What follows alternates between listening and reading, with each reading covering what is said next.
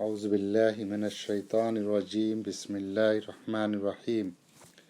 نام کتاب جماعت اسلامی کی دعوت کیا ہے؟ مصنف خرم مراد۔ میرے بھائیوں اور بہنوں، میں آج آپ کی خدمت میں ایک ہی بات کہنے کے لیے آیا ہوں، اور وہ یہ ہے کہ آئیے جماعت اسلامی کا ساتھ دیجیے۔ جماعت اسلامی کا نام آپ کے لیے جانا پہچانا ہے۔ آپ نے اس نام کو کئی بار سنا ہوگا اور شاید کم ہی یہ سوچا ہوگا کہ ہم اس کا ساتھ کیوں دیں اور کس طرح دیں۔ حالانکہ جماعت کا ساتھ دینے پر آپ کا، ملک کا، امت مسلمہ کا اور دنیا کا سب کا بہتر ہونا اور آگے بڑھنا منحصر ہے۔ اس لیے میں ذرا تفصیل کے ساتھ بتاؤں گا کہ آپ جماعت اسلامی کا ساتھ کیوں دیں۔ اپنی زندگی کے بارے میں یوں سوچئے کہ صبح سے شام ہوتی ہے اور شام سے صبح، اور اس طرح ایک دن ختم ہو جاتا ہے۔ زندگی کا یہ سلسلہ یوں ہی چلتا جا رہا ہے اور ہماری عمر کا ایک حصہ ڈھل چکا ہے۔ زندگی کا ہر روز صبح سے شام تک بہت سارے کاموں کے اندر بسر ہوتا ہے۔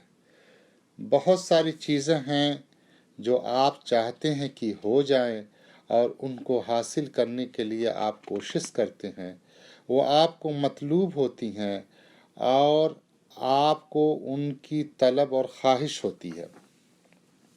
یہ زندگی کا اصول ہے کہ آپ انہی چیزوں کو چاہتے ہیں، انہی چیزوں کے لیے کام کرتے اور محنت کرتے ہیں جن کے بارے میں آپ سمجھتے ہیں کہ ان میں آپ کے لیے نفع اور فائدہ ہے، اور جن چیزوں کے بارے میں آپ سمجھتے ہیں کہ اس میں نقصان ہے، ان سے بچنے کے لیے پوری کوشش کرتے ہیں۔ یہ نفع اور نقصان دراصل زندگی کے سارے کاموں اور زندگی کی ساری خواہشات کے لیے، اور جو کچھ بھی آپ صبح سے شام تک کرتے ہیں اس کے لیے وہ کسوٹی اور پیمانہ ہے جس پر ناپ کر آپ زندگی بسر کرتے ہیں۔ آپ صبح دکان کھولتے ہیں تاکہ آپ کا مال بکے، آپ کو نفع ہو، آپ کے گھر کا سلسلہ چلے اور آپ کی اور بہت ساری ضروریات اور خواہشات پوری ہوں۔ آپ ہل کندھے پر رکھ کر نکلتے ہیں، ہل چلاتے ہیں، بیج بوتے ہیں، کھاد ڈالتے ہیں، پانی دیتے ہیں تاکہ فصل ہو اور اس کے ذریعے آپ کا پیٹ بھرے اور آپ کی اور بہت سی ضروریات پوری ہوں۔ یہ نفع اور نقصان کا اصول ایسا ہے جو آپ کے ساتھ زندگی بھر لگا رہتا ہے۔ آپ کو اس کا احساس ہو یا نہ ہو، آپ ایسا سوچ کر کریں یا نہ کریں، لیکن یہ کہ نفع کا حاصل کرنا اور نقصان سے بچنا، یہ وہ چیز ہے جو میری، آپ کی، سب کی زندگی میں سب سے مقدم اور سب سے اہم چیز ہے۔ دوسری بات جو آپ اچھی طرح جانتے ہیں یہ ہے کہ جس چیز میں ہم جتنا زیادہ نفع سمجھتے ہیں اتنی ہی زیادہ وہ ہم کو مطلوب ہوتی ہے، اتنا ہی زیادہ ہم اس کو پسند کرتے ہیں، اتنی ہی زیادہ اس کی خواہش ہوتی ہے۔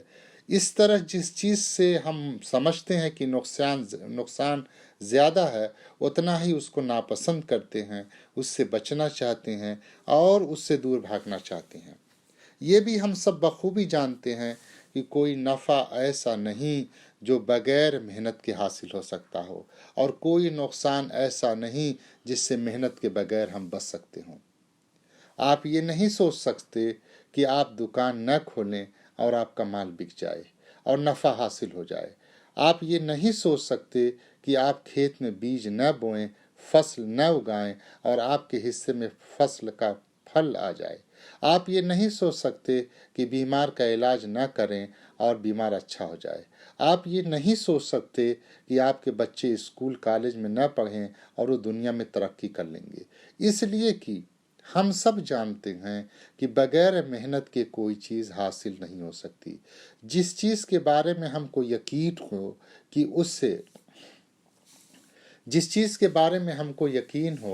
اس سے نفع ہے، جتنا زیادہ نفع اور جتنی زیادہ قیمت ہم کسی چیز کی لگاتے ہیں اتنی ہی زیادہ ہم اس کے لیے محنت کرتے ہیں۔ اور جس چیز کے بارے میں ہم کو جتنا زیادہ یقین ہوتا ہے کہ اس میں ہمارے لیے نقصان ہے، اور جتنا زیادہ نقصان ہے اسی نقصان کی مناسبت سے ہم اس سے بچنے کی کوشش کرتے ہیں، اس سے دور بھاگتے ہیں، اور ہر ممکن کوشش کرتے ہیں کہ اس نقصان سے بچا جائے۔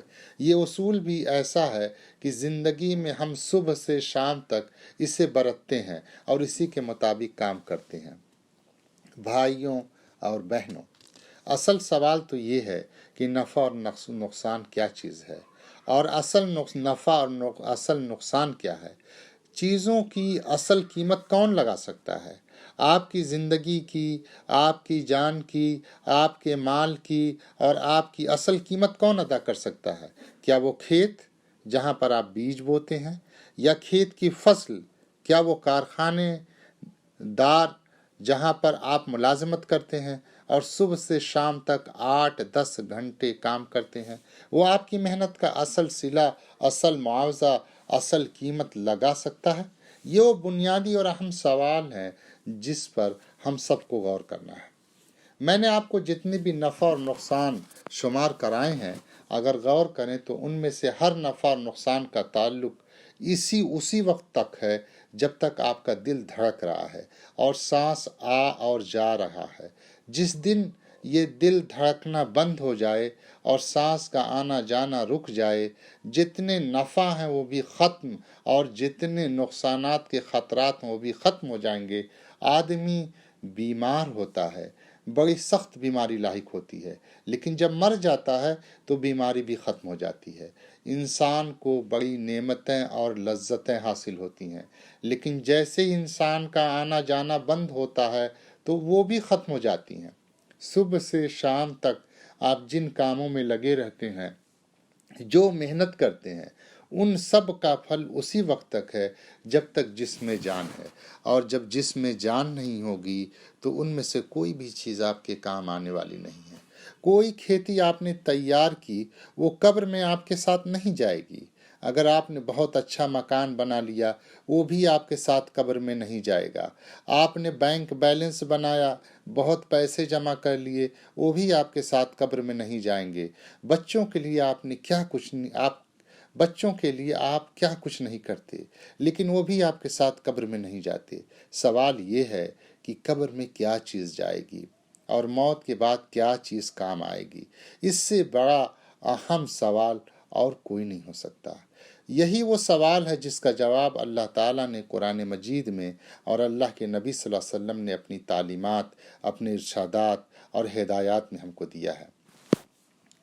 بار بار فرمایا گیا ہے کہ دنیا کی متاع چند روزہ ہے، اور ہم سب جانتے ہیں کہ چند روزہ ہی ہے، جبکہ باقی رہنے والی چیز موت کے بعد آنے والی زندگی ہے۔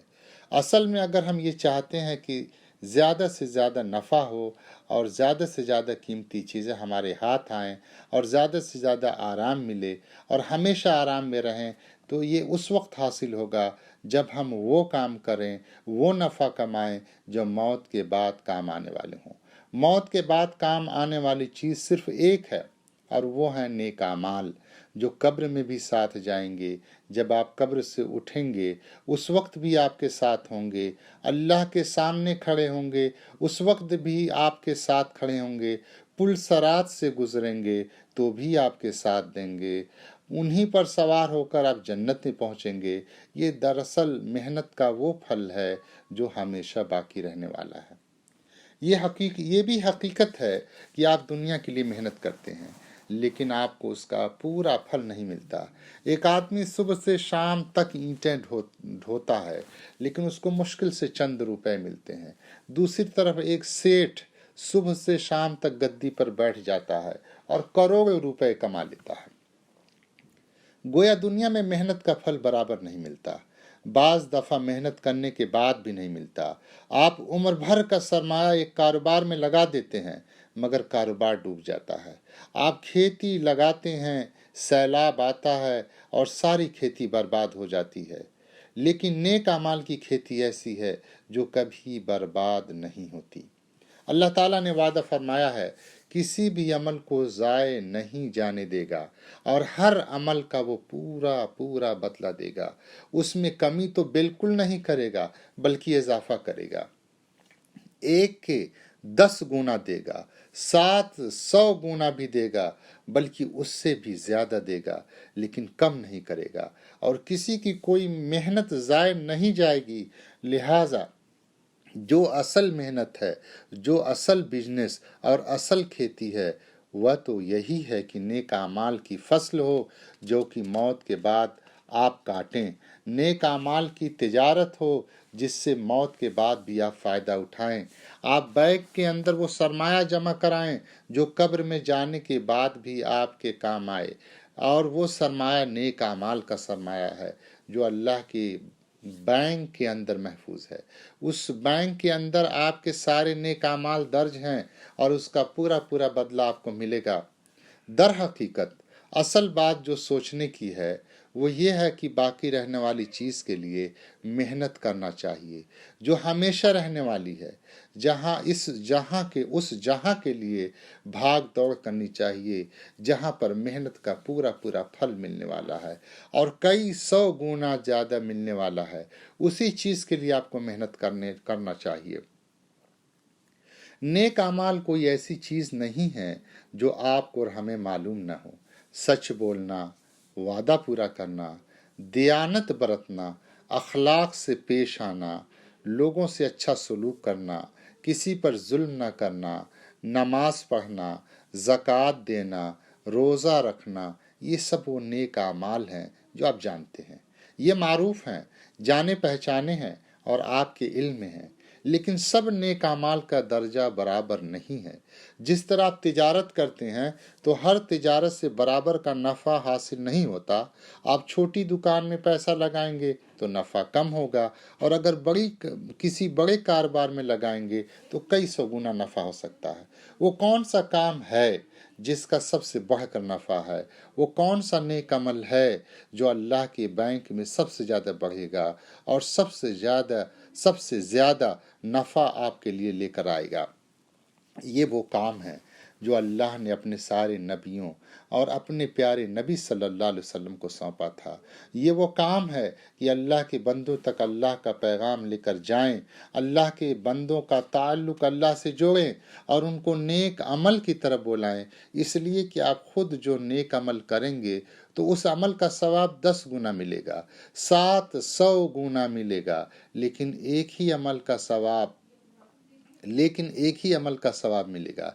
लेकिन अगर आपके काम करने से अगर कोई नेक अमल करने लगे, जब तक वो नेक अमल करता रहेगा, जब तक उसकी औलाद अमल करती रहेगी, जब तक वो लोग अमल करते रहेंगे जिनको वो तालीम देगा, ये सब का सब आपके बैंक में जमा होगा और उसके सवाब में भी कोई कमी नहीं होगी। इसलिए कोई भी काम उस मर्तबे और दर्जे को नहीं पहुंच सकता कि आदमी अल्लाह का काम करे, अल्लाह की तरफ लोगों को बुलाए, अल्लाह के बंदों का ताल्लुक अल्लाह से जोड़े और उनको नेक अमल की तरफ बुलाए, नेक अमल की तरफ दावत दे और उनको नेक अमल के रास्ते पर ला खड़ा कर दे। ये इसलिए नहीं कि उसका दर्जा बहुत बुलंद है, इसलिए नहीं कि उसका अजर बहुत बुलंद है, इसलिए नहीं कि ये बहुत फलने फूलने वाला अमल है, बल्कि इसलिए कि जितने भी फ़राइज़ आपके ऊपर हैं उन सब में सबसे बड़ा फ़र्ज यही है। आप जानते हैं कि नमाज फ़र्ज है, और जो भी मुसलमान इस बात को जानता है कि उसको फ़र्ज का एहसास हो, और जो भी मुसलमान उस बात को जानता है उसको अपने फ़र्ज का एहसास होता है और वो दिन में 5 मरतबा नमाज पढ़ता है। वो समझता है कि रोज़ा फ़र्ज है, इसलिए वो साल में 30 दिन रोज़े रखता है। वो समझता है कि ज़कात देना फ़र्ज है, लिहाजा वो अपने माल से ज़कात अदा करता है। लेकिन उनमें सबसे बड़ा फ़र्ज अल्लाह के बंदों को अल्लाह की तरफ बुलाना है, इसलिए कि ये वो काम है जो अल्लाह ने अपने रसूलों से लिया और रसूलों के सपुर्द किया।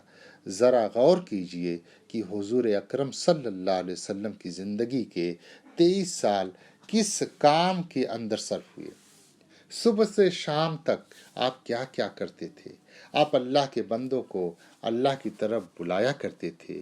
दाइयन इलल्लाह, सूरह अहज़ाब आयत नंबर 46 के मिस्ताक آپ صلی اللہ علیہ وسلم اللہ کی طرف لوگوں کو بلانے والے تھے۔ آپ صلی اللہ علیہ وسلم کے آپ صلی اللہ علیہ وسلم اللہ کے پیغمبر تھے۔ پیغمبر کون ہوتا ہے؟ جو پیغام پہنچانے والا ہو۔ یہ کام اللہ کے رسول کے ذمے فرض تھا۔ اللہ کے رسول کے ذمے جتنے بھی کام تھے ان میں سب سے بڑا یہی کام تھا۔ اسی لیے آپ صلی اللہ علیہ وسلم کا درجہ سب سے بلند ہے۔ اس لیے آپ صلی اللہ علیہ وسلم کے بعد جہاں میں دنیا میں نیکی پھیل رہی ہے، لوگ اللہ کی اطاعت کر رہے ہیں، ان سب کا ثواب حضور اکرم صلی اللہ علیہ وسلم کے حساب میں جا رہا ہے۔ اگر آپ غور کریں تو یہ فرض ہمارے لیے اور بھی زیادہ اہمیت کا اس لیے حامل ہے کہ یہ ہمارا ایمان اور یقین ہے کہ آپ صلی اللہ علیہ وسلم خاتم النبیین ہیں۔ اس کے لیے ہم بہت کچھ کام بھی کرتے ہیں، اس کا اعلان بھی کرتے ہیں کہ نبی اکرم صلی اللہ علیہ وسلم پر نبوت ختم ہو گئی۔ کانفرنسیں بھی ہوتی ہیں، قادیانیوں کے خلاف ہم جدوجہد بھی کرتے ہیں، اس لیے کہ ہم سمجھتے ہیں کہ حضور صلی اللہ علیہ وسلم کے بعد کوئی نبی آنے والا نہیں ہے۔ میں آپ سے پوچھتا ہوں کہ اگر حضور صلی اللہ علیہ وسلم کے بعد کوئی نبی آنے والا نہیں ہے تو نبوت کا جو کام تھا کہ لوگوں کو اللہ کی طرف بلایا جائے، کیا اس کی ضرورت نہیں رہی؟ یا اللہ تعالیٰ نے اس کا کوئی دوسرا انتظام فرما دیا ہے؟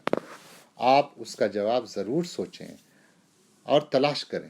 ظاہر ہے کہ لوگ تو اب بھی گمراہ ہیں، بلکہ پہلے سے زیادہ گمراہ ہیں۔ لوگ اب بھی بدعمل ہیں اور پہلے سے زیادہ بدعمل ہیں۔ اب بھی خرابیاں موجود ہیں اور پہلے سے زیادہ خرابیاں موجود ہیں۔ لہٰذا نبی جس کام کے لیے آتے ہیں اس کی ضرورت بھی باقی ہے۔ سوال یہ ہے کہ اللہ تعالیٰ نے کیا انتظام فرمایا ہے کہ لوگوں تک اس کا پیغام پہنچے اور لوگ نیکی کی طرف آئیں۔ اللہ تعالیٰ نے یہ انتظام اس طرح فرمایا ہے کہ اپنے نبی صلی اللہ علیہ وسلم کی امت کے سپرد یہ کام کیا ہے کہ وہ رہتی دنیا تک جہاں بھی ہو، جس مقام پر بھی ہو، وہی کام کرے جو اللہ کے رسول صلی اللہ علیہ وسلم نے انجام دیا۔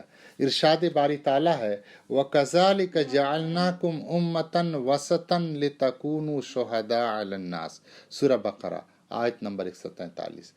ترجمہ: اور اسی طرح تو ہم نے تم مسلمانوں کو ایک امت وسط بنایا ہے تاکہ تم دنیا کے لوگوں پر گواہ ہو۔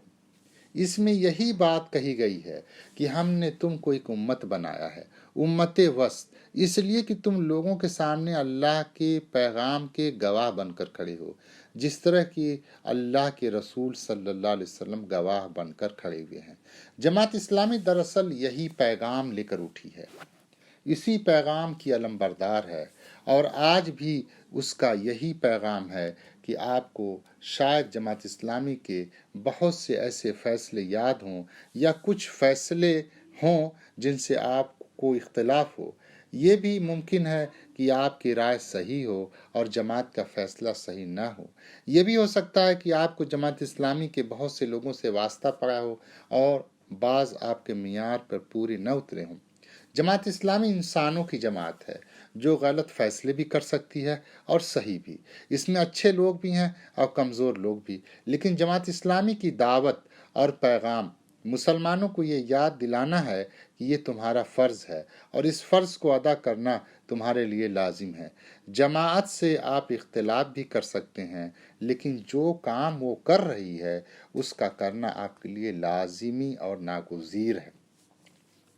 جماعت اسلامی میں چاہے آپ کو ایسے لوگوں سے بھی سابقہ پڑتا ہو، جماعت اسلامی میں چاہے آپ کو ایسے لوگوں سے بھی سابقہ پڑتا ہو جو آپ کے معیار پر پورے نہ اترتے ہوں، جن سے آپ کو مایوسی ہوتی ہو، مگر آپ اللہ کے سامنے یہ نہیں کہہ سکتے کہ کیونکہ جماعت نے غلط فیصلے کیے یا جماعت کے لوگ غلط تھے اس لیے ہم نے کام نہیں کیا۔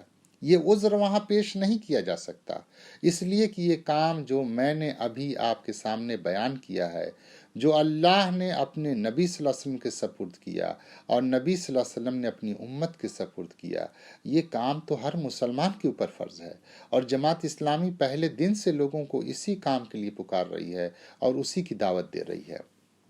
میرے بھائیوں اور بہنوں، اللہ تعالیٰ نے اس امت کی عظمت و سربلندی، اس کا عروج و ترقی व ज़वाल और उसकी ज़िल्लत व पस्ती, हर चीज़ को इस काम के साथ बांध दिया है और इसी काम पर मुनहसिर किया है। अगर ये उम्मत इस काम को पूरा करे तो दुनिया में वो सरबुलंद होगी, माशी तौर पर भी तरक्की करेगी, साइंस और टेक्नोलॉजी में भी आगे बढ़ेगी और दुनिया की हुक्मरानी और इमामत भी उसको मिलेगी। अगर वो इस काम को छोड़ देगी तो फिर अल्लाह ताला उसको दुनिया में ज़िल्लत और रुसवाई से हमकिनार करेगा और वो जलील भी होगी और रुसवा भी। क्या आज आप महसूस नहीं करते कि हमारे मुल्क के हालात कितने ख़राब हैं? बार बार आप सोचते होंगे कि हर आदमी की ज़िंदगी एक मुसीबत बन गई है। ज़िंदगी तो वैसे भी बहुत सी मुश्किलात का शिकार होती है, लेकिन आज तो ज़िंदगी मुसीबत बन गई है। पेट भरना मुश्किल है। सुबह से शाम तक आप रोज़ी कमाने के चक्कर में पड़े रहते हैं, लेकिन इतनी आमदनी भी नहीं होती कि बआसानी पेट भर सकें। गिरानी रोज़ दुगुनी और चौगुनी बढ़ रही है। बेरोज़गारी भी आम है। उसके साथ साथ इंसान की कोई कद्र कीमत नहीं। जो चाहे उसको जलील कर सकता है। थानेदार हो या पटवारी या गांव का चौधरी, कोई भी जलील कर सकता है। इंसान की कोई इज्जत नहीं, जुल्म का कोई ठिकाना नहीं। आप खूब जानते हैं कि किस तरीके से रिश्वत का बाजार गर्म है और लोगों को अमलन जुल्म सितम का सामना है। लोग एक दूसरे का हक मारते हैं और नाजायज तरीके से एक दूसरे का माल कमाते हैं। लेकिन हर शख्स को मिलना चाहिए, तालीम हर शख्स को मिलना चाहिए। ये हर शहरी का बुनियादी हक है। इस्लाम ने इल्म हासिल करना हर मुसलमान मर्द और औरत पर फर्ज किया है। काफिर मुल्कों में हर बच्चे को स्कूल जाने की सहूलत दी जाती है, बल्कि उसके लिए ये लाजमी है। हमारे यहाँ तो आधे से ज़ायद बच्चों को स्कूल की शक्ल देखना भी नसीब नहीं होती, और जो मुश्किल से देख पाते हैं उनके हाथ जब कोई कागज़ का टुकड़ा आता है, सर्टिफिकेट या तालीमी सनद मिलती है, तो उसको लिए लिए फिरते हैं, दर बदर खाक छानते हैं, ठोकरें खाते हैं, मगर उनकी कोई नौकरी और मुलाजमत नहीं मिलती। बीमार होने पर इलाज मुआलजा हर शख्स का बुनियादी हक है। दुनिया में बहुत सारे काफिर मुल्क ऐसे हैं जहां लोगों का मुफ्त इलाज होता है। हमारे यहाँ तो डॉक्टरों की फीसें इतनी हैं कि फीस देना बस से बाहर है। आप अपने मरीज को अस्पताल ले जाएं तो बाहर बरामदे में बिस्तर डालकर लेट जाएं, और इसलिए कि हर दवा आपसे मंगाई जाएगी। बार बार आपको डॉक्टर के पीछे दौड़ना पड़ेगा, तब कहीं जाकर इलाज होगा। बेशुमार गांव ऐसे हैं जहां बिजली मौजूद नहीं है। हजारों गांव ऐसे हैं जहां पीने के लिए साफ पानी और ऐसा पानी जो मुज़िर सेहत न हो दस्तयाब नहीं है। ये तमाम मसाइल हमारे सामने हैं। मजमूई तौर पर मुल्क इंतशार और अदम इस्तेहकाम का शिकार है। एक हुकूमत आती है और दूसरी चली जाती है, कोई सियासी इस्तेहकाम नहीं है। जो लोग इक़्तिदार में आते हैं ख्याल करते हैं कि पाकिस्तान एक बहुत बड़ी जागीर है, उसको हम दोनों हाथ से लूटें, गोया एक छलनी लगी हुई है, और सदर और कमांडर इन चीफ, वजीर आज़म, वज़रा और अरकान असेंबली और अफसरान बाला, थानेदार, पटवारी और लाइनमैन सब उस छलनी से छनता हुआ हमारा माल, हम और कौमी वसाइल बेदर्दी से लूट रहे हैं। आखिर इसकी क्या वजह है? क्या आप नहीं सोचते कि पाकिस्तान ख़ास तौर पर इस मुसीबत का सबसे बढ़कर क्यों शिकार है? उसकी वजह इसके अलावा कुछ नहीं कि ये वाहिद मुल्क है जो इस्लाम के नाम पर बना था, और दीगर ममालिक जहाँ गरचे मुसलमान बसते हैं लेकिन उन ममालिक का वजूद इस्लाम के साथ बंधा हुआ नहीं था। तुर्की इसलिए तुर्की है कि वहाँ तुर्क रहते हैं। ईरान इसलिए ईरान है कि वहाँ ईरानी रहते हैं, और इसी तरह दूसरे ममालिक हैं। लेकिन पाकिस्तान में बलोच भी रहते हैं और पठान भी, सिंधी भी रहते हैं और मुहाजिर भी और पंजाबी भी, और एक ज़माना था कि बंगाली भी रहते थे, और ये सब मिलकर एक कौम थे। हमने जो नक्शे लकीर पर खींच दी, खेतों को काट दिया, नहरों और रेलवे स्टेशनों को अलग कर दिया, और ये लकीर हमारे जहन और ईमान के अंदर भी मौजूद है। ये लकीर खींचकर जो मुल्क पाकिस्तान बना, वो सिर्फ इसलिए बना था कि पाकिस्तान इस्लाम की तजर्बागाह बनेगा। जैसा कि कायदे आज़म ने फरमाया था कि पाकिस्तान इस्लाम के लिए एक तजर्बागाह होगा, जहाँ इस्लाम के उसूल और इस्लाम के कवानीन को अमली जामा पहनाया जाएगा। ये वो चीज़ थी जिसके लिए पाकिस्तान बना था, आधी सदी से जायद का रिकॉर्ड आपके सामने है कि ये चीज़ अमली जामा नहीं पहन सकी। ख्याल रहे कि शरीयत के नाफिज होने की ये मानी नहीं है कि लोगों के हाथ कट जाएं, पीठ पर कोड़े बरसें, बल्कि शरीयत के नफाज के मानी ये हैं कि कोई किसी का मुहताज न रहे, कोई इंसान किसी का गुलाम न हो, हर इंसान की ज़रूरत पूरी हो, सारे इंसानों को अल्लाह की बंदगी की आज़ादी हो, इंसान इंसान का हुक्मरां बनकर न बैठे। इस लिहाज से आप देखें तो पाकिस्तान में हमें दूर दूर तक शरीयत और इस्लाम के आसार नज़र नहीं आते। अल्लाह ताला के साथ ये जो बदअहदी हुई, ये उसकी सज़ा है कि पाकिस्तान मुस्तकिल अदम इस्तेहकाम, खराबी और इंतशार का शिकार है। मेरे भाइयों और बहनों, अल्लाह ताला का मामला वही है जो हम अपनी आम जिंदगी में देखते हैं। आप कहीं कोई मुआहदा करें, कोई मुलाजमत करें, तो ये आप नहीं समझ सकते कि घर बैठे आपको मुआवजा या तनख्वाह मिल जाएगी। अल्लाह ताला ने भी इस उम्मत को एक ख़ास मकसद के लिए पैदा किया है। उसने इस उम्मत को अपना पैगाम पहुंचाने के लिए, अपनी बंदगी की तरफ बुलाने के लिए और इंसानी ज़िंदगी की तामीर के लिए पैदा किया है, मगर ये उम्मत उस काम को छोड़ बैठी है। हमने पाकिस्तान उस काम के लिए, इस काम के लिए ही बनाया था, मगर यही काम नहीं किया। फिर क्यों अल्लाह ताला हमारे साथ नाराज़ नहीं होगा? उसने अपनी किताब में खोल कर वाज़ेह तौर पर यह बयान कर दिया है कि जिस कौम और मिल्लत को वो अपना ये काम सपुर्द कर दे और वो उसे अंजाम न दे, तो फिर उसका क्या हश्र हुआ करता है। और जिस उम्मत को भी ये किताब देता है, उससे मुआहदा करता है, उसके सपुर्द ये जिम्मेदारी करता है कि वो इस किताब को खोल कर इंसानों के सामने बयान करे और उन तक उसका पैगाम पहुंचाए और उसको छिपा कर न बैठ जाए। उसके बाद उसने यहूदियों की मिसाल हमारे सामने पेश की। उनको भी अल्लाह ताला ने किताब दी, हिदायत दी, और वो काम जो उसने हमारे सपुर्द किया, वही काम उसने उनके भी सपुर्द किया। जब उन्होंने इस काम को नहीं किया तो अल्लाह ताला ने उन पर सबसे पहले अपनी लानत मुसल्लत की। लानत के मानी है कि उसने अपनी रहमत से उनको दूर कर दिया। फिर फरमाया कि हमने उनके दिल सख्त कर दिए और उन पर किसी अच्छी बात का असर नहीं होता। हमने उन पर बाहर की कौमों को लाकर मुसल्लत कर दिया, वो बाहर की कौमों के गुलाम बनकर रह गए और फिर उन पर हमेशा के लिए ज़िल्लत व मस्कनत तारी हो गई। आज अगर आप मुसलमान को देखें तो मालूम होगा कि हमारी हालत भी कुछ इससे मुख्तलिफ नहीं है। बाहर की कौमें हमारे ऊपर मुसल्लत हैं और उन्होंने मुसलमानों को तरने वाला समझ रखा है। हमारे वसाइल और हर चीज़ को लूट रहे हैं और हमारे हुक्मरां उनके आलेकार बने हुए हैं। आज दुनिया में हमारा कोई वज़न नहीं है। दुनिया की आबादी में से 1 अरब से ज़ायद मुसलमान हैं और 56 के करीब आज़ाद मुसलमान ममालिक हैं, लेकिन उसके बावजूद हमारा दुनिया के अंदर कोई वज़न नहीं।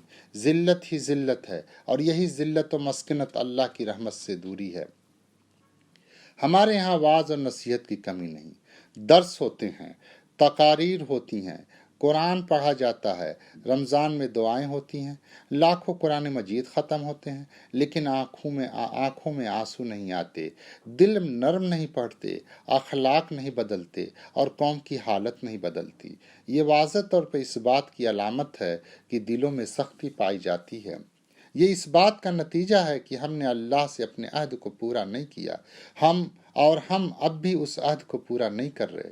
दरअसल आज जो हमारे मुल्क की हालत है और उम्मत की हालत है, उसका सबब इसके अलावा कुछ नहीं कि हमने जो अहद अल्लाह से बांधा था उसे पूरा नहीं किया और अल्लाह ने जो काम इस उम्मत के सपुर्द किया, उस काम को हम नहीं कर रहे हैं।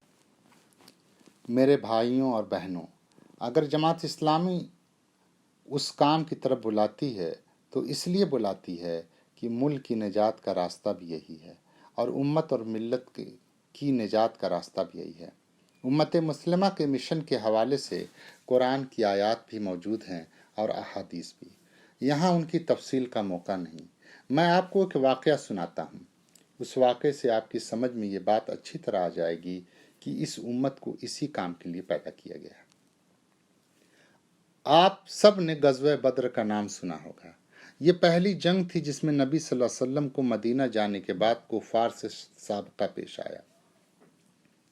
اس جنگ میں ایک طرف مسلمان 313 کی تعداد میں تھے، جبکہ اسلحہ بھی نہیں تھا، سواریاں بھی نہیں تھی، پھٹے پرانے کپڑے تھے اور کھانے پینے کو بھی نہیں ملتا تھا۔ دوسری طرف 1000 کافر تھے، ان کی سواریاں، ان کا کھانا پینا سب ان کے پاس وافر مقدار میں موجود تھا۔ دونوں کا کوئی مقابلہ نہیں تھا۔ حضرت ابوبکر رضی اللہ عنہ روایت کرتے ہیں کہ جب رات کا وقت آیا اور دونوں فوجیں آمنے سامنے تھیں تو ہم نے ایک سائبان ڈال دیا جس کے نیچے نبی صلی اللہ علیہ وسلم تشریف رکھتے تھے۔ آپ صلی اللہ علیہ وسلم رات کو کھڑے ہو گئے اور اللہ کے سامنے ہاتھ پھیلا دیے، رونا اور گڑگڑانا شروع کر دیا۔ آپ صلی اللہ علیہ وسلم کی زبان پہ یہ الفاظ تھے کہ آج یہ مٹھی بھر جماعت ختم ہو گئی تو پھر زمین پر کبھی تیری بندگی نہیں کی جائے گی۔ اللہ تعالیٰ تو بندوں کا محتاج نہیں ہے، اور اللہ تعالیٰ تو بندوں کا محتاج نہیں ہے، اور نبی اکرم صلی اللہ علیہ وسلم نے کوئی ایسی بات نہیں کہی جو اللہ کی شان کے خلاف ہو۔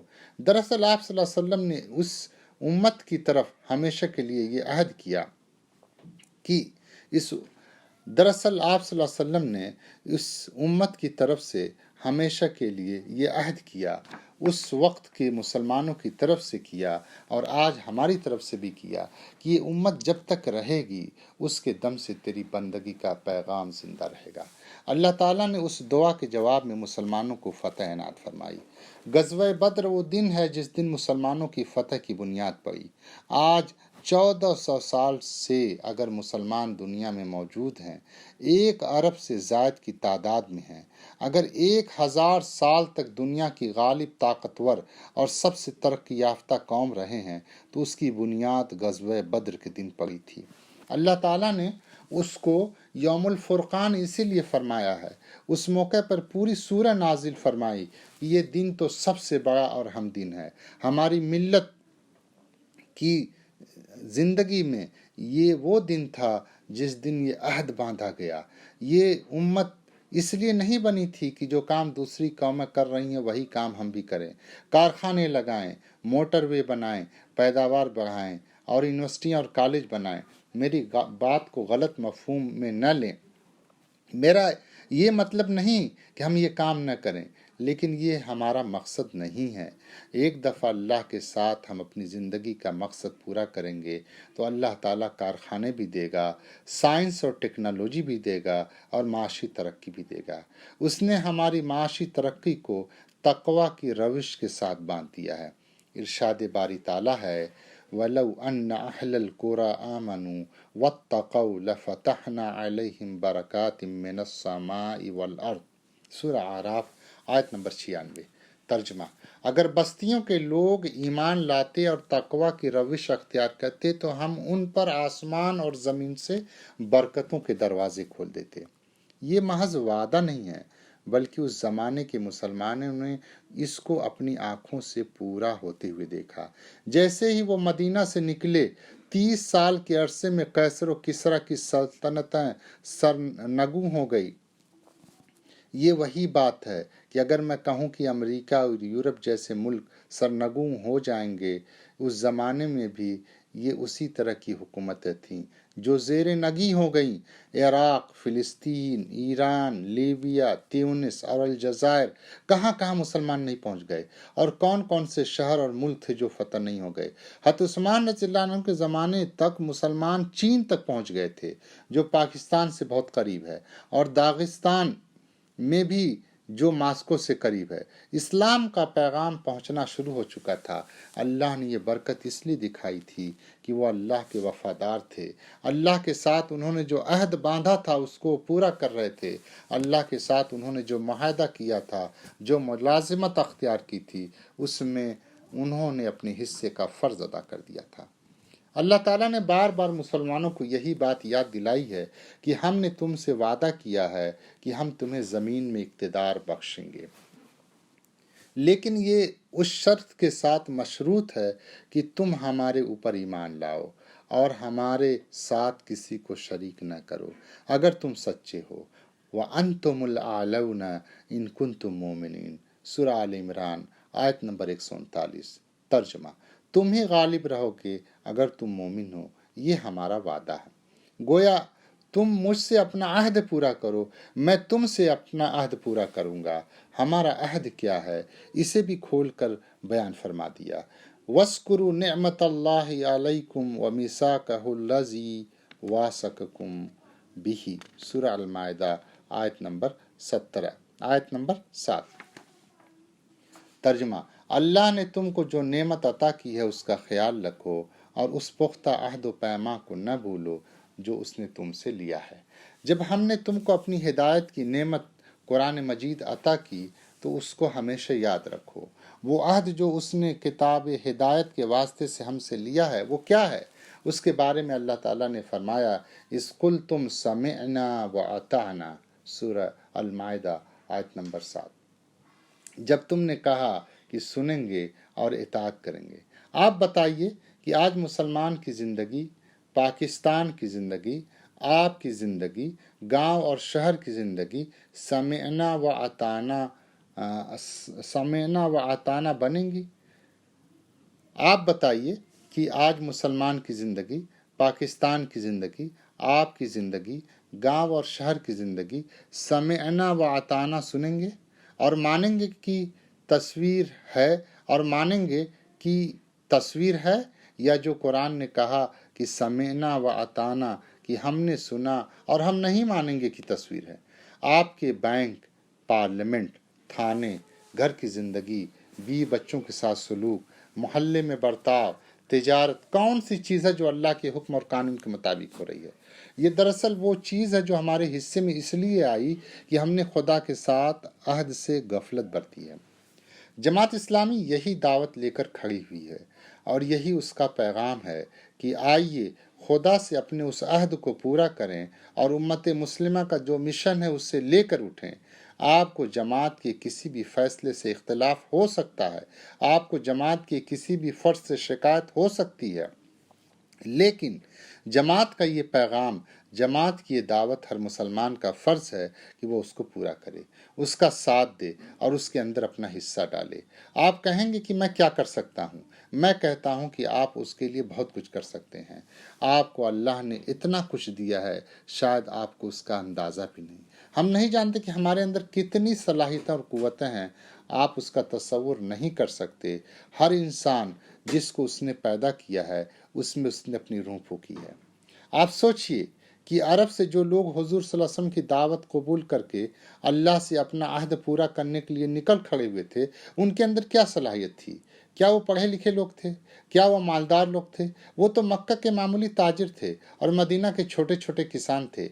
वो ऊँटों के चरवाहे थे, मगर वो जो ऊँट और भेड़ बकरियां चराया करते थे, सारी दुनिया के मालिक और हाकिम बन गए, इसलिए कि उनके अंदर वो सलाहियत मौजूद थी। आपने एटम बम का नाम सुना होगा, इसलिए कि पाकिस्तान में उसका जिक्र होता है। एटम तो इतना छोटा जर्रा होता है कि उसको आदमी आंख से देख भी नहीं सकता, मगर उस एक जर्रे में इतनी ताकत और कुव्वत होती है कि इतना बड़ा बम बनता है जिससे लाखों आदमी मारे जा सकते हैं। उसी कुव्वत से एटमी बिजली घर बनते हैं जिनसे लाखों का वाट बिजली हासिल होता है, जिनसे लाखों किलो वाट बिजली हासिल होती है। इसी तरह आदमी के अंदर अल्लाह ताला ने बहुत कुव्वत और ताकत रखी है। बस ज़रूरत इस बात की है कि आदमी उस बात को जाने और पहचाने कि मैं क्या कर सकता हूँ और जो कुछ करना चाहे वो कर गुजरे। इस हवाले से मैं आपको 2 कहानियाँ सुनाता हूँ। मैंने ये कहानियाँ बचपन में पढ़ी थीं और मुझे इसलिए बहुत पसंद है कि उनके अंदर एक आदमी क्या कर सकता है और उसे क्या करना चाहिए। दोनों सवालों का बड़ा अच्छा और खूबसूरत जवाब पूरी तफसील के साथ मौजूद है। एक आदमी ने ख्वाब में देखा कि एक बुजुर्ग ने कहा कि सुबह को जब घर से निकलो तो जो चीज़ सबसे पहले नजर आए उसको उठाकर मुंह में रख लो। सुबह को जब वो घर से निकला तो एक पहाड़ी उसे नजर आई। वो बेचारा बहुत हैरान और परेशान हुआ और घबराया कि मैं उस पहाड़ी को उठाकर कैसे खाऊं। चुनांचा जिस तरह हम लोग दीन का नाम सुनकर और दीन का काम देखकर बैठ जाते हैं कि हमसे तो ये काम नहीं हो सकता, वो भी बैठ गया कि क्या करूं और पहाड़ी को उठाकर मुंह में कैसे रख लूं। इतने में वही बुजुर्ग दोबारा उसके सामने आए और कहा, चलना तो शुरू करो, जब चलोगे तो मंजिल भी करीब आ जाएगी। चुनांचा उसने चलना शुरू किया और जैसे जैसे वो चलता गया वो पहाड़ी छोटी होती चली गई, यहाँ तक कि जब वो पहाड़ी तक पहुंचा तो देखा कि वहां पर एक शक्कर की डली रखी हुई है। उसने उठाकर मुंह में रख ली। दरअसल काम तो करने से होता है। अगर आदमी करना चाहे तो बड़े बड़े मार के सर कर सकता है। दूसरी कहानी बारिश का पहला कतरा के नाम से मौलाना इस्माइल मेरठी रहमतुल्लाह अलैह ने, जो बच्चों के शायर थे, कही है। हमें बचपन में उन्हीं की किताबें पढ़ाई जाती थी। उस नज्म के अंदर वो नक्शा खींचते हैं कि जमीन पर अरसे से बारिश नहीं हुई है। जमीन प्यासी है, जमीन प्यासी है, जानवर प्यासे हैं, इंसान प्यासे हैं और कुएं तक खुश्क हैं। हर कोई पानी के लिए पुकार रहा है और दुआ कर रहा है, मगर बारिश नहीं बरसती। आसमान पर गहरे काले बादल तैर रहे हैं और उन बादलों के पास इतना पानी है कि जमीन की जरूरत पूरी हो सकती है। लेकिन पानी तो बहुत सारे कतरों से मिलकर बनता है और हर कतरा ये सोचता है कि मैं नन्ही सी जान, नन्हा सा कतरा इतने लोगों की जरूरत कैसे पूरी कर सकता हूँ। फसलों को पानी की ज़रूरत है, जानवरों को ज़रूरत है, इंसानों को ज़रूरत है, मैं अकेला कैसे पूरा कर सकता हूँ। इसलिए सोच सोच कर हर कतरा अपनी जगह पर मौजूद है। बादल भी मौजूद है, फिजा के अंदर तैर रहे हैं, लेकिन बारिश नहीं बरसती। इतने में एक नन्हा मुन्ना सा कतरा आगे बढ़ता है और कहता है, मुझे तो अपना फर्ज अदा करना है, ये काम हो या ना हो और मेरी सिताज जैसी कुछ भी हो, लेकिन मेरा काम है कि मैं प्यास बुझाऊं और मुझे ये काम करना है। चुनांचा वो कूद पड़ता है। जैसे ही वो कूद पड़ता है उसके पीछे कतरों की कतार चल पड़ती है। कतरों का एक तार बंध जाता है और मूसलाधार बारिश शुरू हो जाती है। आप ये समझें कि हमें जो काम करना है वो हमारा फर्ज है। आप शुरू करेंगे तो बेशुमार लोग आपके साथ आ जाएंगे और बड़ी कुव्वत बन जाएगी। आज यहाँ जो मायूसी तारी है कि मुल्क की हालत बेहतर नहीं हो रही और मुसलमानों की हालत भी बेहतर नहीं हो रही, जबकि अमेरिका और दीगर इस्लाम दुश्मन ताकतें बहुत ज़ोरावर हैं। अगर हम कोशिश करें तो उन सब से आगे बढ़ जाएंगे। दूसरी बात यह कि काम तो मेहनत और करने से होता है। जब आप चलना शुरू करेंगे तो जहां पहुंचना चाहेंगे पहुंच जाएंगे, मगर मेहनत के बगैर महज दुआ से कोई भी काम आसान नहीं होता। आप गौर करें कि दुनिया का कोई भी नफ़ा या कोई भी काम ऐसा नहीं है कि जिसके बारे में हम ये समझें कि बगैर किए और बगैर मेहनत के वो नफ़ा हमें हासिल हो जाएगा या वो काम हो जाएगा। अगर हमारे ऊपर कोई मुश्किल पड़ती है तो हम फौरन भाग दौड़ शुरू कर देते हैं। बच्चा बीमार हो जाए तो हम बैठकर महज दुआ नहीं करते हैं, बल्कि डॉक्टर के पास बच्चे को लेकर जाते हैं और उसका इलाज कराते हैं। अगर फसल को कीड़ा लग जाए तो हम दवा लेकर आते हैं और बीमारी का इलाज करते हैं। हम ये नहीं समझते कि हम दुकान नहीं खोलेंगे तो दुकान खोले बगैर माल बिक जाएगा और दिन भर में जो आमदनी होती है वो हो जाएगी।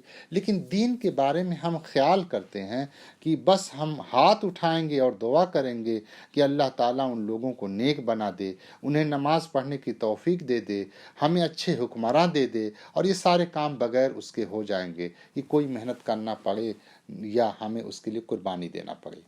मेरे भाइयों और बहनों, जमात इस्लामी पहले दिन से यही कह रही है कि सिर्फ चाहने से ये काम नहीं होगा और महज दुआ करने से ये काम नहीं चलेगा। दुआ बहुत ज़रूरी है।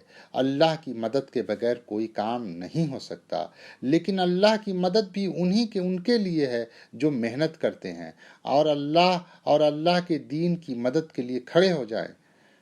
ये वो चीज़ है जो करने की है। इस ज़िम्न में हम क्या कर सकते हैं?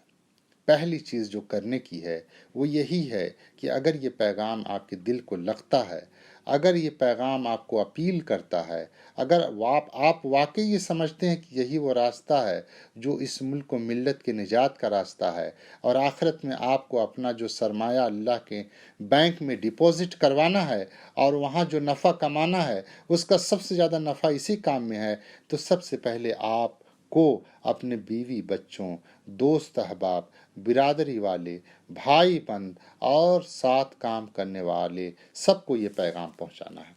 जमात इस्लामी का पैगाम सिर्फ ये नहीं है कि आप सिर्फ ज़बान से इकरार कर लें, बल्कि दिल की गहराइयों से और शौक़ के साथ आप उस पैगाम को दूसरों तक पहुंचाएं। अगर आप समझते हैं कि आखिरत में उस चीज़ में बड़ा नफ़ा है تو آپ کو جو بھی عزیز ہو اس کو اس نفع میں آپ کو شریک کرنا چاہیے۔ اگر آپ سمجھتے ہیں کہ اس غفلت کے نتیجے میں جو آدمی آپ کو جتنا بھی عزیز ہے اس کو نقصان ہوگا تو آپ اس کو نقصان سے بچانا چاہیں گے۔ اگر آپ کا بچہ آپ کے قریب بھی چلا جائے تو آپ تڑپ کر رہ جائیں گے اور اس کو لپک کر اٹھا لیں گے۔ وہ لوگ جو غلط راستے سے جا رہے ہیں ان کو غلط راستے سے بچانا اور ان کو صحیح راستے پر لانا، یہ کام صرف ایک تقریر کرنے سے پورا نہیں ہوگا۔ جب تک آپ باہر نکل کر اپنے محلے اور گاؤں میں، چوپال میں، کھیت میں، اپنے کارخانے میں، اپنے گھر میں اور اپنے گھر میں جو ملاقاتی ہو اس کو پوری توجہ اور دل سوزی سے اس طرف نہیں بلائیں گے، یہ کام نہیں ہوگا۔ اس کے لیے صرف توجہ دلانا اور احساس دلانا ہی کافی نہیں ہے، بلکہ ہر ایک کو اس میں اپنا بھرپور کردار ادا کرنا ہوگا۔ ہر ایک اگر اس کام کو کرنا شروع کر دے تو آپ دیکھیں گے کہ ایک کے سوا ایک کے 100 اور 100 کے 1000 اور 1000 کے لاکھ بڑی آسانی کے ساتھ بنتے چلے جائیں گے۔ خیال رہے کہ ہماری حالت اس وقت تک بہتر نہیں ہوگی جب تک ہم خود اپنی حالت کو نہیں بدلیں گے۔ کراچی کا مسئلہ ہمیں پریشان کرتا ہے، حکومت کا مسئلہ ہمیں پریشان کرتا ہے، گرانی کا مسئلہ ہمیں پریشان کرتا ہے، بوسنیا اور چیچنیا کے مسائل ہمیں پریشان کرتے ہیں، لیکن کسی بھی مسئلے کو اللہ تعالیٰ خود آ کر حل نہیں کرے گا، بلکہ یہ کام ہے کہ ہم اس کے لیے محنت کریں۔ اس کے لیے انسانوں کی ضرورت ہے، ہر کام کے لیے انسان چاہیے۔ اگر پیسہ ہو تو تجارت کے لیے بھی انسانوں کی ضرورت ہوتی ہے، لیکن یہ کام اگر انسان جمع ہو تو ان کی قوت سے ہو سکتا ہے۔ اللہ کے نزدیک یہی کام سب سے بڑھ کر محبوب اور پیارا ہے۔ اس لیے جتنا بھی آپ کا پیغام پھیلے گا اتنے ہی لوگ جمع ہوں گے اور ان کو جمع کرنا ضروری ہے۔ اگر لوگ بکھرے ہوئے ہوں گے تو ہر شخص اپنی جگہ پر سوچتا ہے کہ ہاں یہ کام ہونا چاہیے، لیکن اگر لوگ جمع نہ ہوں تو یہ کام نہیں ہوگا۔ اگر اینٹوں کا ڈھیر پڑا ہو تو اس میں کوئی طاقت نہیں ہوتی کہ کسی عمارت کا بوجھ اٹھا سکے۔ اگر ان اینٹوں کو سیمنٹ کے ساتھ جوڑ کر ایک کے اوپر ایک رکھ دیا جائے تو دیوار بنتی ہے جو بڑی بڑی عمارتوں کا بوجھ اٹھا لیتی ہے۔ دین کی عمارت، انصاف اور شریعت، یہ ساری چیزیں اس وقت قائم ہو سکتی ہیں اور حاصل ہو سکتی ہیں جب ہم سب مل کر ایک دیوار بن جائیں، جیسا کہ قرآن نے کہا ہے بنیان مرصوص۔ اس کے لیے کوشش کریں، اس کے لیے اپنا وقت بھی دیں، محنت بھی کریں اور پھر اس کے لیے مال بھی لگائیں جو اللہ نے ہمیں دیا ہے۔ اس کے بغیر کوئی کام نہیں ہو سکتا، اس کام کے لیے مال کی بھی ضرورت ہوتی ہے۔ اللہ تعالیٰ نے قرآن مجید میں جگہ جگہ اس بات کی دعوت دی ہے کہ اللہ کی راہ میں مال خرچ کرو۔ بعض جگہ یہ کہا کہ اللہ کو قرض دو۔ اللہ تعالیٰ تو رب العالمین ہے، وہ ہم سے کس بات کے لیے قرض مانگتا ہے؟ فرمایا من ذا الذی یقرض اللہ قرضا حسنا فیضاعف لہ ولہ اجر کریم، سورہ حدید آیت نمبر 11۔ کون ہے جو اللہ کو قرض دے، اچھا قرض، تاکہ اللہ اسے کئی گنا بڑھا کر واپس دے اور اس کے لیے بہترین اجر ہے۔ یہ قرض اپنے دین کے لیے مانگتا ہے اور اس کا بہت اجر ہے۔ نبی صلی اللہ علیہ وسلم مدینہ میں 11 سال رہے۔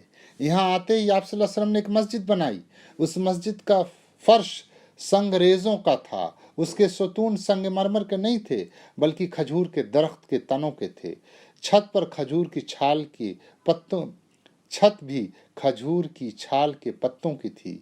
11 سال آپ نے لوگوں سے یہ نہیں کہا کہ اس مسجد کو پختہ کریں، اس کے فرش کو پختہ کریں، قالین بچھائیں یا اس کے ستون پختہ کریں، بلکہ آپ صلی اللہ علیہ وسلم نے کہا اللہ کی راہ میں نکلو، جہاد کرو، ہجرت کرو اور اس کی راہ میں خرچ کرو۔ اس کے بعد آپ جانتے ہیں کہ دنیا میں کتنی مسجدیں بنی۔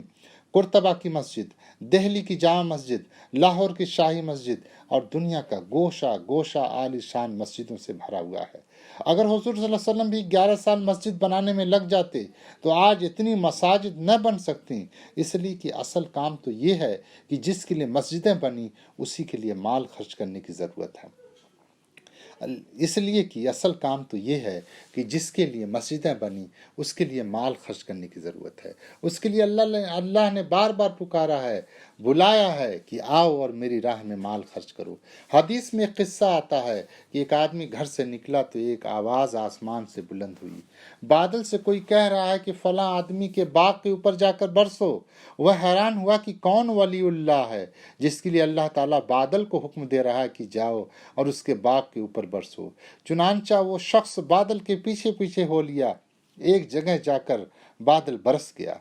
उसने देखा कि बाग का दरवाज़ा खुला है और एक आदमी बाहर निकला। उसने अपने खेत में नालियां बनाई और पानी से अपने बाग को सैराब किया। वो उसके पास पहुंचा और पूछा कि तुम्हारा नाम क्या है। उसने अपना नाम बताया। ये वही नाम था जो उसने सुना था, आसमान से पुकारा गया था। ये वही नाम था जो उसने सुना था और जो आसमान से पुकारा गया था। उसने कहा, तुम क्या नेक अमल करते हो कि अल्लाह ने बादल को इस बात का हुक्म दिया कि तुम्हारे बाग के ऊपर आकर बरसे। उसने कहा, मुझे तो कोई खास नेक अमल नजर नहीं आता। मेरी नज़र में कोई ऐसा नेक अमल नहीं है कि मैं उसका मुस्तहिक ठहरूं कि अल्लाह ताला खास तौर पर बादल को हुक्म दे कि मेरे बाग पर आके बरसे। फिर उसने सोच कर कहा, हाँ एक बात है, मैं इस बाग की जितनी पैदावार होती है उसके 3 हिस्से करता हूँ। एक हिस्सा अपने ऊपर खर्च करता हूँ, एक हिस्सा इसी बाग पर लगाता हूँ ताकि उसकी बेहतरी हो और उसकी पैदावार बढ़े, और एक हिस्सा अल्लाह की राह में लगाता हूँ। उस आदमी ने कहा, यही तुम्हारा अमल है जो अल्लाह को महबूब है। जमात इस्लामी जिस काम के लिए पुकार रही है वो भी इस बात का तकाजा करता है कि अपनी ज़िंदगी को 3 हिस्सों में तकसीम करें। 3 हिस्सों का मतलब महज तीसरा हिस्सा नहीं है, बल्कि हर आदमी अपनी इस्तात के लिहाज से अपनी ज़िंदगी के 3 हिस्से करे, यानी वक्त, मेहनत और माल के 3 हिस्से करे। एक हिस्सा अपने ऊपर खर्च करे जो बुनियादी ज़रूरियात पूरी करे। एक हिस्सा अपने कारोबार, अपने खेत और अपने घर को बेहतर बनाने के लिए लगाए, लेकिन एक हिस्सा अल्लाह के लिए उसकी राह में वक्फ कर दे। जब इस कौम में ऐसे अफराद निकल आएंगे तो फिर आप देखेंगे कि कौम की हालत भी बेहतर होगी और जुल्म भी मिटेगा और इंसाफ भी होगा। नबी अकरम सल्लल्लाहु अलैहि वसल्लम की ज़िंदगी का इब्तिदाई वाक़या है। आप सल्लल्लाहु अलैहि वसल्लम खाना काबा से टेक लगाकर बैठे हुए थे। एक सहाबी रज़ी अल्लाह अन्हु आप सल्लल्लाहु अलैहि वसल्लम के पास आए और कहा कि हुजूर सल्लल्लाहु अलैहि वसल्लम, अब तो जुल्म की इंतहा हो गई। आप सल्लल्लाहु अलैहि वसल्लम अल्लाह से दुआ कीजिए कि वह हमारी मुश्किल आसान कर दे। उस ज़माने में जुल्म भी इंतहा पर था। लोगों को अंगारों पर लिटाया जाता था, जलती हुई रेत पर सीने पर पत्थर रख कर घसीटा जाता था। कहते हैं कि यह बात सुनकर हुजूर सल्लल्लाहु अलैहि वसल्लम का चेहरा इस तरह सुर्ख हो गया जैसे किसी ने आपके चेहरे पर अनार छिड़क दिया हो। आप सल्लल्लाहु अलैहि वसल्लम खाना काबा से टेक लगाए हुए बैठे थे, उठकर बैठ गए। आप सल्लल्लाहु अलैहि वसल्लम ने फरमाया, तुमसे पहले जिन लोगों के सपुर्द ये काम हुआ था वही काम जिसकी आपके सामने तुमसे पहले आप सल्लल्लाहु अलैहि वसल्लम ने फरमाया, तुमसे पहले जिन लोगों के सपुर्द ये काम हुआ था वही काम जिसके सामने मैं शुरू से बात कर रहा हूँ, वही काम जिसकी तरफ जमात इस्लामी बुलाती है, वही काम जो सारे अंबिया का काम था। उनको आरों से चीरा गया, जमीन में गाड़ा गया, 2 टुकड़े कर दिया गया, लोहे की कंगियों से गोश्त नोचा गया, मगर फिर भी वो अपना काम करते रहे। खुदा की कसम, मेरा ये काम पूरा होकर रहेगा। यहाँ तक कि एक औरत अरब के एक सिरे से दूसरे सिरे तक तन्हा सफर करेगी और उसको किसी का खौफ नहीं होगा, कोई उसकी तरफ आंख उठाकर देखने वाला नहीं होगा। गोया एक औरत कराची से निकले और पेशावर तक जाए और कहीं भी उसे न माल का खतरा हो, न जान का और न इज्जत का। ये वो बात थी जिसकी पेशन गोई हुजूर सल्लल्लाहु अलैहि वसल्लम ने फरमाई थी। ये मेरा काम पूरा होने की असल कसौटी है। हातिम ताई का नाम आपने सुना होगा। वो बड़े फैयाज और सखी थे। आदि बिन हातिम उनके बेटे थे जो ईसाई थे, ईमान नहीं लाए थे। हुजूर सल्लल्लाहु अलैहि वसल्लम के पास आए। आप सल्लल्लाहु अलैहि वसल्लम ने उनका हाथ पकड़कर अपने हुजरे में ले गए, उन्हें गद्दे पर बिठाया और खुद फर्श पर बैठ गए। वो खुद बयान करते हैं कि मैंने कैसर किसरा के दरबार देखे थे। मेरी समझ में नहीं आया कि ये कैसा शहंशाह है کہ مجھے تو اپنے گدے پر بٹھا رہا ہے اور خود فرش پر بیٹھا ہوا ہے۔ آپ صلی اللہ علیہ وسلم نے فرمایا، عدی تم شاید اس لیے ایمان نہیں لاتے کہ تم دیکھتے ہو کہ ہم کمزور ہیں اور فاقہ مست ہیں اور ہمارے پاس کچھ نہیں ہے۔ ایک زمانہ آئے گا تم دیکھو گے کہ ایک آدمی ہاتھ میں سونا لے کر نکلے گا اور کوئی آدمی اس کو فقیر، بھیک مانگنے والا یا ضرورت مند نہیں ملے گا۔ پھر فرمایا کہ ایک عورت ایک جگہ سے دوسری جگہ جائے گی لیکن اس کو کسی کا خوف نہیں ہوگا۔ میرے پیارے بھائیوں اور بہنوں، آج ہم پریشانی اور اضطراب اور بے چینی کی زندگی سے دوچار ہیں۔ ہم پریشان ہیں کہ صبح سے شام تک محنت کرتے ہیں لیکن کچھ نہیں حاصل ہو رہا، حالات بگڑتے جا رہے ہیں، ملک و ملت کی حالت خراب ہے اور یہ بھی یقین نہیں کہ موت کے بعد آخرت میں بھلائی ملے گی۔